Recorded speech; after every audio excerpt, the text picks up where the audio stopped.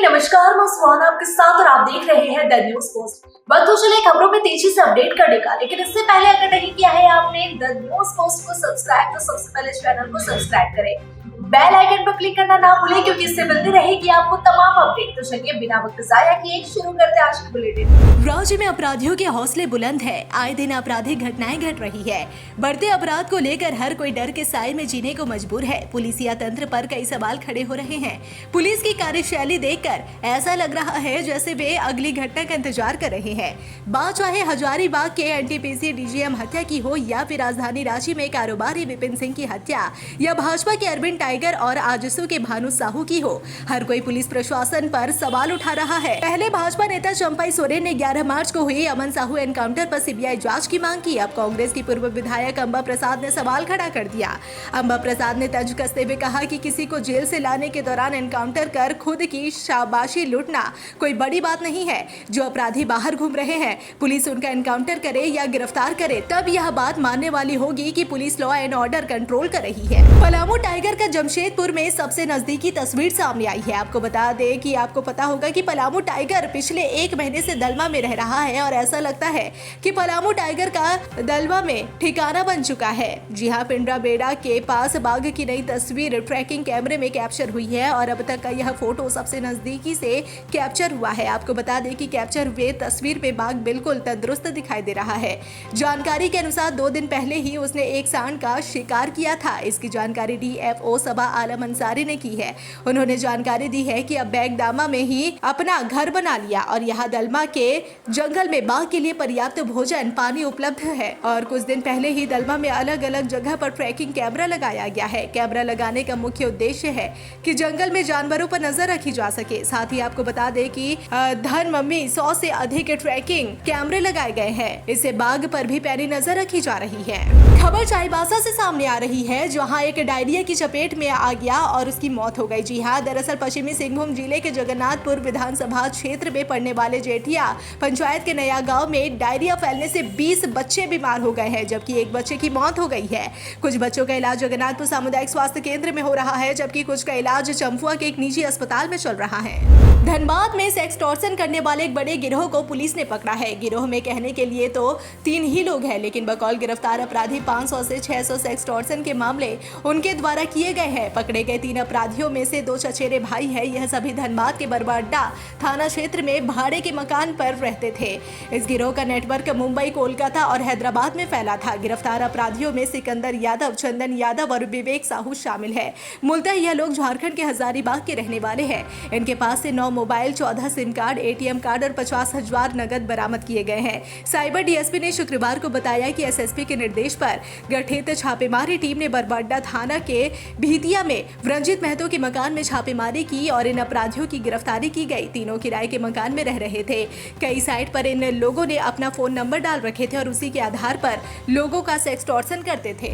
नेता प्रतिपक्ष बाबूलाल मरांडी ने कहा कि झारखंड में अपराधी बेलगाम और बेखौफ है। पुलिस का इकबाल ही अपराधियों में से खत्म हो गया है, क्योंकि अब पुलिस न कर वसूली का काम कर रही है। बालू, कोयला, गिट्टी, लोहा में पुलिस लगी हुई है और तमाम हत्या के पीछे यही कारण सामने आता है कि क्या अपराधी गोली मारकर फरार हो जाते हैं तो पुलिस बाद में पहुंचती है। झारखंड में विधि व्यवस्था बिगड़ने के पीछे एक बड़ा कारण अधिकारियों की लापरवाही है। जितने भी जिले के एसपी है वह कोयला, गिट्टी, बालू की सेटिंग करने में लगे रहते हैं। इसके अलावा थाना के थानेदार और सिपाही तक वसूली कर रहे हैं। कहां से पैसे आ जाए सिर्फ इसमें। जब अधिकारी रहेंगे तो अपराधी बेलगाम कैसे होंगे। भाजपा प्रदेश अध्यक्ष एवं नेता प्रतिपक्ष बाबूलाल मरांडी ने आज राज्य में आम जनता को सस्ता बालू नहीं मिलने के सवाल पर तीखी प्रतिक्रिया दी और कहा कि राज्य में बालू के लिए हाहाकार मचा हुआ है। बालू के लिए आम जनता की जेब से मनमानी कीमत वसूली जा रही है। राज्य में निर्माण कार्य के लिए इस्तेमाल होने वाला बालू प्रायः सिल्ली, बुंडू और सोना हाथों से लाया जाता है। जब बालू घाट से निकलता है तो उसकी कीमत लगभग 5,000 होती है, लेकिन राज्य पहुंचते पहुंचते इसका दाम 45,000 के पार चला जाता है। उन्होंने कहा कि महज 60 किलोमीटर की दूरी में कीमत में 9 गुना इजाफा कोई संयोग नहीं बल्कि एक संगठित अवैध कारोबार का नतीजा है। कुटकी के गोंदुडीह में फायरिंग और पत्थरबाजी हुई। 2 गुटों में पथराव और फायरिंग होने की बात कही जा रही है। यह घटना रात करीब 9:30 बजे के बाद हुई। 4 राउंड फायरिंग की चर्चा है। गोली लगने से रामावतार पासवान का पुत्र ललन पासवान घायल हो गया। उसकी गर्दन में गोली लगी है। इसे इलाज के लिए धनबाद के अस्पताल में भर्ती कराया गया है। हिंसक झड़प का कारण 2 गुटों में कोयला लोडिंग का विवाद बढ़ता जा रहा है। इस घटना के बाद गुरुवार की रात इलाके में अफरा तफरी मच गई। सूचना के बाद पुलिस पहुंची और मामले की छानबीन कर रही है। कितनी राउंड फायरिंग की गई है इसकी पुष्टि नहीं हो रही। फिलहाल अस्पताल के इमरजेंसी में घायल युवक का इलाज चल रहा है। डुमरी के कुलको टोल प्लाजा के पास शुक्रवार की सुबह ग्रामीणों ने दुधारू मवेशियों से भरा कंटेनर को पकड़कर डुमरी पुलिस के हवाले कर दिया। ग्रामीणों के अनुसार मवेशियों से भरा कंटेनर पहले से खराब खड़ा था। सुबह सुबह कुछ लोग इस कंटेनर से पशुओं की आवाज सुने तो जांच किया गया तो पाया गया कि कंटेनर में खचाखच दुधारू मवेशी लदा हुआ है। ग्रामीणों ने चुपचाप डुमरी पुलिस को सूचना दी। सूचना पाकर डुमरी पुलिस द्वारा कंटेनर को किसी तरह थाना ले गई। इस दौरान पुलिस ने कंटेनर में छिपे 3 लोगों को पकड़ा है। बताया जाता है कि यह तीनों चालक, उपचालक एवं एक सहायक व्यक्ति है। बताया जा रहा है कि पशुओं से लदा कंटेनर बंगाल जा रहा था और इसी बीच कुलको टोल प्लाजा के पास कंटेनर खराब हो गई। इधर पुलिस कंटेनर में लदे पशुओं जब्ती सूची बनाते हुए आगे की कार्रवाई में लग गई है। आजसू नेता भूपल साहू के हत्या से लोगों में उबाल है। आक्रोशित लोगों ने 15 से रातों तक सभी व्यावसायिक संस्थानों को बंद करा दिया है। कृषि बाजार भी बंद कराया जा रहा है। आक्रोशित लोगों ने टायर जलाकर सड़क जाम कर दिया। फिलहाल पंडरा रोड पर यातायात बाधित है। राजधानी रांची में एक बार फिर अपराधियों ने पुलिस को खुली चुनौती देते हुए पंडरा इलाके में एक जूता दुकानदार की गला रेत दी। घटना के बाद आनन फानन में दुकानदार को निजी अस्पताल में भर्ती कराया गया, जो इलाज के क्रम में डॉक्टरों ने मृत घोषित कर दिया। घटना की जानकारी मिलते ही आसपास के लोग वहां पहुंचे, लेकिन अपराधी तब तक फरार हो चुके थे। दुकानदार का नाम भोपाल साहू था। वह चटकपुर के सरना टोली का रहने वाला है। भोपाल की दुकान विशाल फुटवियर पंडरा ओपी क्षेत्र के रवि स्टील के पास है। घटना की खबर फैलने के बाद इलाके में हड़कंप मच गया। पुलिस को सूचना दी गई। मौके पर पहुंची पुलिस ने लहूलुहान भोपाल साहू को अस्पताल पहुंचाया, जो इलाज के दौरान उसकी मौत हो गई। जब पत्नी सहरी करने उठी तो पति को फंदे से लटका हुआ पाया। इसके बाद उसकी चीख सुनकर परिजन और पड़ोस के लोग जुटे। युवक को फंदे से उतारकर पास के अस्पताल ले गए, जहां डॉक्टरों के जांच के बाद मृत घोषित कर दिया गया। आपको बता दें कि यह दूसरा मामला रांची शहर के हिंद पीढ़ी मोहल्ले के मुजम्मिल गली का है। यहाँ रहने वाले मोहम्मद कैसर ने शुक्रवार की सुबह फांसी लगाकर आत्महत्या कर ली। परिजनों के अनुसार वे गंभीर बीमारी से परेशान थे। सुबह में जब पत्नी सहरी करने के लिए उठी तो पति को फंदे से लटकता हुआ पाया। इस घटना के बाद से परिजनों में मातम का माहौल है। खूंटी के मारंग हादा स्थित रिमिक्स फॉल में नहाने के दौरान 2 छात्र गहरे पानी में डूब गए, जिसमें एक को स्थानीय गोताखोर ने निकाल लिया। वहीं दूसरे छात्र की तलाश की जा रही है। बताया जा रहा है कि शुक्रवार की सुबह रांची से 8 दोस्त घूमने रिमिक्स फॉल घूमने गए थे। इसी क्रम में 2 दोस्त गहरे पानी में चले गए, डूबने लगे। साथियों को डूबता देख अन्य दोस्तों ने हंगामा किया। वहां मौजूद पर्यटन मित्र ने बचाने का प्रयास किया। फिर एक छात्र को इलाज के लिए रांची भेज दिया गया। वहीं दूसरे छात्र की तलाशी के लिए जिला प्रशासन स्थानीय गोताखोरों को लगाया है। सरायकेला खरसावां जिला चांडिल अनुमंडल अंतर्गत तिरुलडीह थाना क्षेत्र में अवैध बालू परिचालन के खिलाफ ग्रामीणों ने बड़ा कदम उठाया। गुरुवार रात लगभग 12 बजे बड़ा लापांग गांव के पास ग्रामीणों द्वारा बालू लोड करीब 50 हाईवा रोक दिए गए। ग्रामीणों का आरोप है कि सरकार और पुलिस प्रशासन से बार-बार आग्रह करने के बावजूद बालू का काला कारोबार थमने का नाम नहीं ले रहा। सिद्धगोड़ा थाना से महज 100 मीटर की दूरी पर एक शव बरामद होने से इलाके में सनसनी फैल गई। मृतक की पहचान सिद्धगोड़ा के बागुनहातों निवासी विजय नंदराज के रूप में हुई है, जो साक्षी के एक निजी संस्थान में काम किया करते थे। बताया जा रहा है कि पत्थर से कूचकर हत्या की गई है। कल जब वे अपने घर नहीं पहुंचे तो उनकी पत्नी ने अपने परिजनों को इसकी सूचना दी। परिजनों ने काफी खोजबीन की, लेकिन वे नहीं मिले। सुबह जानकारी हुई कि किसी व्यक्ति का शव थाना के पास से पड़ा मिला है। तब जाकर देखा गया तो जानकारी हुई कि विजय की हत्या कर दी गई है, जिसके बाद इसकी सूचना पुलिस को दी गई। मौके पर पहुंची पुलिस और मामले की छानबीन में जुट गई है। जमशेदपुर में ईद, सरहुल और रामनवमी को लेकर जिला प्रशासन अलर्ट मोड पर है, जहां पर्व को लेकर जिला प्रशासन की ओर से साफ सफाई से लेकर स्ट्रीट लाइट, पानी की व्यवस्था से लेकर तमाम व्यवस्था मुहैया करवाने को लेकर अभी से तैयारी की जा रही है। वहीं जिला पुलिस की ओर से रोजाना अलग अलग थाना क्षेत्रों में फ्लैग मार्च किया जा रहा है ताकि सभी पर्वों को शांतिपूर्ण ढंग से पार किया जा सके। गढ़वा जिले के नगर उटारी प्रखंड की हलीबंदा पंचायत में लाभुकों को अबू आवास देने में भारी गड़बड़ी हुई है।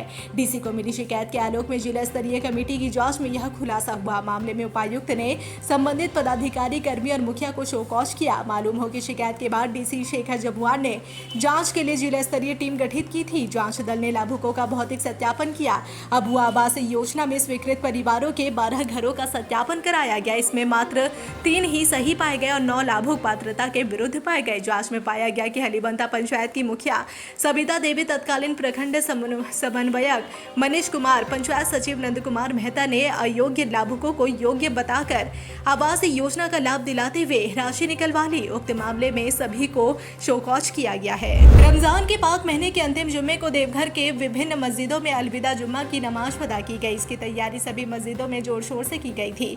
नमाज के लिए सभी मस्जिदों में विशेष इंतजाम किए गए थे। मधुपुर के थाना रोड स्थित बड़ी मस्जिद में झारखंड के मंत्री हफीजुल हसन भी अलविदा नमाज अदा किए। दरअसल मधुपुर मंत्री का गृह स्थान के साथ साथ विधानसभा क्षेत्र भी है। अंतिम जुमे के बाद अब रोजेदारों द्वारा चांद के दीदार का इंतजार रहेगा। चांद के दीदार के बाद ईद मनाया जाएगा। इसके लिए आज से ही खरीदारी शुरू कर दी जाएगी। अंतिम जुमे को लेकर पुलिस प्रशासन द्वारा भी विशेष इंतजाम किए गए थे। नमाज अदा करने के बाद मंत्री हफीजुल हसन ने कहा कि देश में अमन, शांति और एकता बनी रहे, इसकी दुआ की गई। गिरिडीह थाना क्षेत्र के बदडीहा में जमीन विवाद, 2 पक्षों में मारपीट शुरू हो गई। एक पक्ष द्वारा दूसरे पक्ष पर लाठी से हमला किया गया, जिसमें दूसरे पक्ष के एक व्यक्ति की मौत हो गई, वहीं एक गंभीर रूप से घायल हो गया। मृतक का नाम अशोक भदानी है। बताया जा रहा है कि मृतक अशोक भदानी एवं उनके पुत्र आमोद भदानी बदडीहा स्थित अपने नवनिर्मित भवन के दीवारों में पानी देने के लिए गए थे और इसी बीच पहला पक्ष यानी मृतक के गोतिया कैलाश राम, शिव पूजन, मंजू देवी और कोमल कुमारी द्वारा एक साथ मृतक पर जोरदार हमला कर दिया गया और वहीं से बीच बचाव करने आए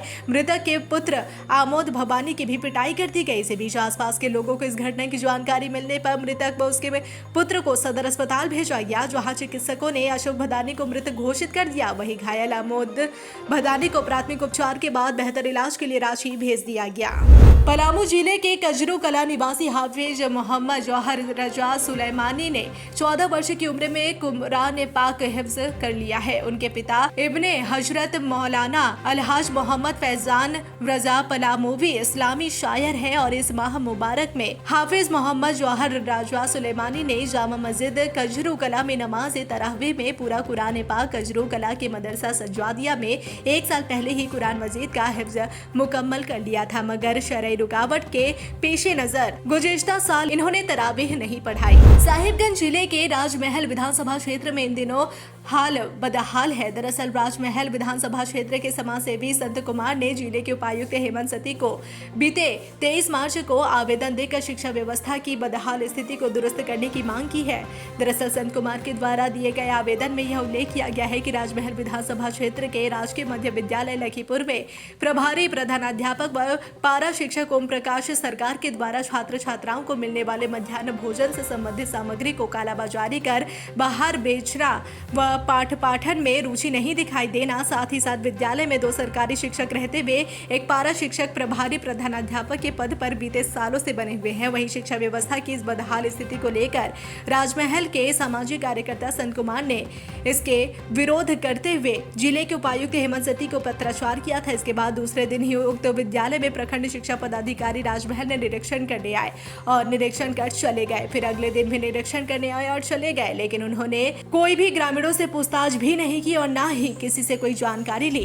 साहिबगंज जिले के तालझारी अंचल क्षेत्र में इन दिनों महाराजपुर से लेकर मंगलहाट तक बन रहे NH80 सड़क चौड़ीकरण में अधिकृत भूमि के रायतों को जिम्मेदार अधिकारियों तंज झेलना पड़ रहा है। दरअसल बीते 2019 से शुरू हुए महाराजपुर से लेकर मंगलहाट तक बन रहे NH80 सड़क के चौड़ीकरण में अधिकृत भूमि में भुगतान नहीं मिलने पर जमीन के रायत नोहा मरांडी पिता स्वर्गीय बड़ा जयस्वी मरांडी ग्राम बड़ा खाटा पानी ने अंचल अधिकारी तालझारी को लिखित आवेदन देते हुए बताया कि मौजा पथरिया वाला पोखर में जमीन अधिकृत हुआ है और इस अधिकृत जमीन का भुगतान 4 भाग में होना है, जिसमें से 2 भाग का भुगतान उचित समय पर हो चुका है। गुमला और सिमडेगा में हाथियों का तांडव देखने को मिला है। यहाँ हाथियों ने 4 लोगों को कुचलकर मार डाला। सिमडेगा के बानों में हाथियों ने 2 ग्रामीणों को मौत के घाट उतार दिया।